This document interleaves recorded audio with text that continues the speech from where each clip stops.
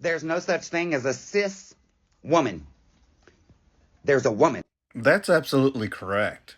You see, when we try to use words in a factual sense, we have to attach them to things that are grounded in reality or objectivity.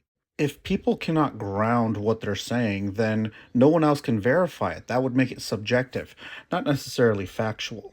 If instead of woman we said girl, right, girl would be just an adolescent or a minor human female. So the only thing that would change would be the state of maturity. However, sometimes people, instead of using a factual sense of a word, they'll use it as an expression. So instead of girl as in minor human female, adult human females, meaning women hanging out with their friends, will say, girl. Now, is she calling her other adult human female friends adolescent human female friends? No, she's using it as an expression. She is conveying some sense of jubilation. When people are hanging out and they say, that is cap, are they using it in a literal sense? Meaning, is it a bottle cap? Is it a cap that you wear on your head? Or are they using it as an expression? If so, they're expressing disbelief.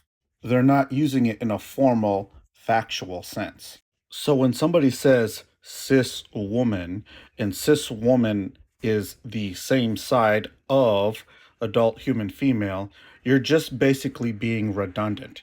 You're saying the same thing twice. If I said to you, make sure to unplug the toasting toaster, what is the point of this right here?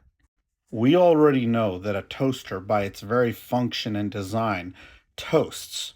So what is the need to say that it is a toasting toaster? Because the function or the nature or the purpose of a toaster is to toast. When you say cis woman, same side of adult human female, you're essentially being redundant in the same way you're saying the toasting toaster, which makes this unnecessary because we know the nature of a woman is to be an adult human female. Now, because everything has polarity and cis obviously did not work because it was just redundant, the question is, what do we define trans as now? Keep in mind, you have to be objective and factual because that is the sense of the word that we are trying to use.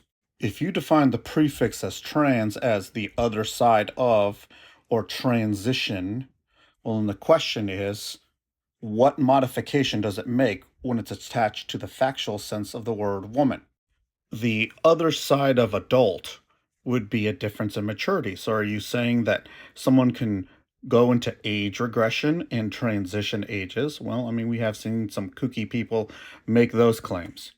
Are you saying they can transition or be on the other side of the human species, meaning being another species?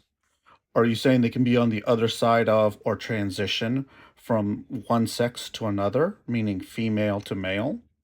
If we're trying to stick to a factual conveyance of things, meaning something that everyone can verify, this would be something that wouldn't line up. Because I don't know anybody that can transition maturity slash age at will. I don't know anybody that can transition species at will. I don't know anybody that can transition sexes at will. All someone can really do is try to emulate the opposite sex.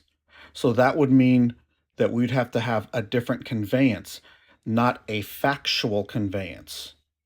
It would mean that this does not pertain to a factual sense.